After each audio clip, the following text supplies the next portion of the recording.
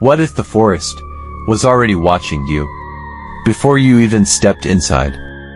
There is a small mountain town where no one speaks above a whisper after dark, where the trees remember the names of the people who never came back, and where one young woman made a choice that changed everything. This is the Whispering Shadows. The town of Grey Hollow didn't appear on any map made after 1962. The people who lived there didn't talk to outsiders, and the outsiders who came asking questions didn't stay long. Every door in that town had a dried black flower nailed above the frame. Every window had its curtains drawn before sunset, and every single resident knew one unspoken rule: you do not go into the forest after dark. You just don't. Maya Reeves wasn't from Grey Hollow. She was a 24-year-old documentary filmmaker from Chicago. The kind of person who chased stories others were too afraid to tell. Her friend Jake had begged her not to come. "Maya," he said over the phone, his voice tight with worry, "these aren't urban legends. People have gone in there and come back wrong. Like something reached inside them and rearranged everything." Maya smiled and said, "That's exactly why I'm going." She had no idea how right Jake was. She entered the forest at exactly 7:43 in the evening. She remembered the time because she checked her watch, and that was the last moment it ever worked. The trees here were old, not just old, ancient. Their roots had broken through the road decades ago. Their branches had grown together overhead, weaving a ceiling so thick that no moonlight reached the ground. Just her flashlight, just her breath, just the sound of her own footsteps. And something else. Whispers. Not wind, not animals. Whispers. Her name. Maya stopped walking. 30 feet ahead, between two massive oak trees, stood a woman. White dress, no shoes, hair hanging down over her face like a curtain.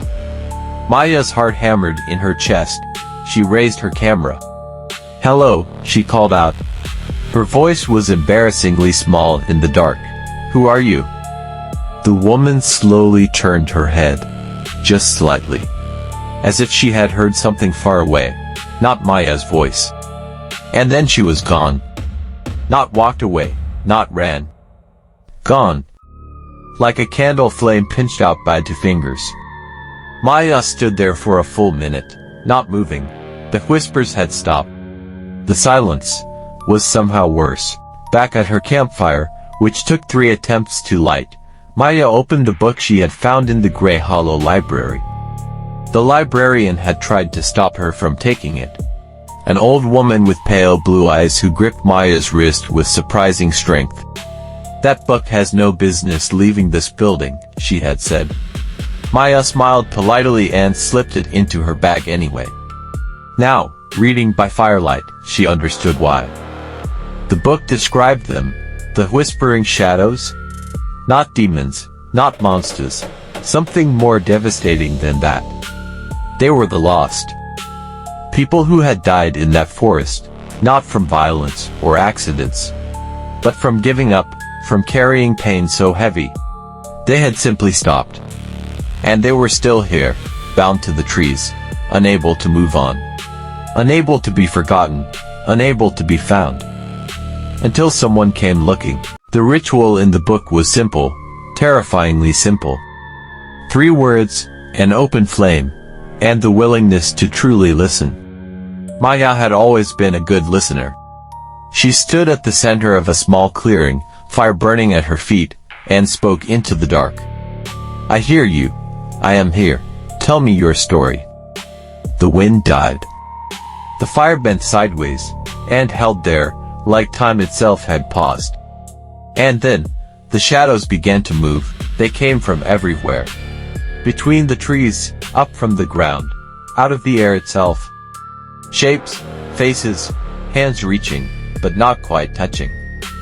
A voice, or 100 voices layered on top of each other, pressed against Maya's ears like rushing water. "Why do you disturb our sleep?" Maya didn't run. Later, she couldn't explain why. She just didn't. Because you shouldn't be forgotten, she said. Her voice was steady, her hands were not. I want to know who you were, not what happened to you. Who you were. The shadows went very, very still, and then they showed her. A man who had come to the forest to escape a grief so consuming he couldn't breathe inside his own house. He had meant to go home, he just never found his way back. A teenage girl who had hiked in alone to finally be somewhere quiet. Somewhere the noise of the world couldn't reach her. She sat against a tree and closed her eyes. She didn't open them again. An elderly couple who had walked these trails every anniversary for 40 years. They came for the last time together, and decided, quietly, that this was where they wanted to stay. One by one, the shadows gave Maya their stories, their names, their faces. And one by one, she wept for all of them. When it was over, the largest shadow drifted toward her. The voice, softer now, almost gentle, spoke one final time. You can stay. Become our voice. Guard these stories forever. Maya looked at the dark around her. At the faces still hovering, still watching. I can't stay, she said quietly. But I promise, the world will hear your names. Every single one. Whispers, relieved, sorrowful, grateful, swelled around her. And slowly, they faded. Not gone, just resting. For the first time in decades, the forest was quiet. Maya walked out of Grey Hollow Forest at 4:17 in the morning. 3 hours had passed. It had felt like minutes. It had felt like years. She went home to Chicago. She didn't sleep for 2 days. She spent that time writing. Every name, every face, every story the shadows had given her. When it was published, first as a blog, then a book, then a documentary, people came from all over the country to place flowers at the edge of that forest, to say the names out loud. The librarian in Grey Hollow saw the documentary. She called Maya. After a long silence, all she said was, they chose the right person. Maya didn't know what to say to that. So she just said thank you. Hung up. And finally, cried. Some places hold on to people, not out of cruelty, but because no one ever came to listen. Maybe that's all any of us want in the end. To be heard, to be remembered, to know that our story mattered. The whispering shadows of Grey Hollow found their storyteller. The question is, whose story is still waiting in the dark, for you?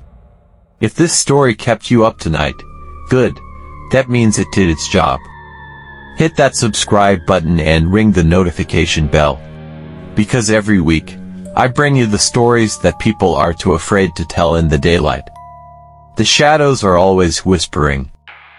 I will make sure you hear them.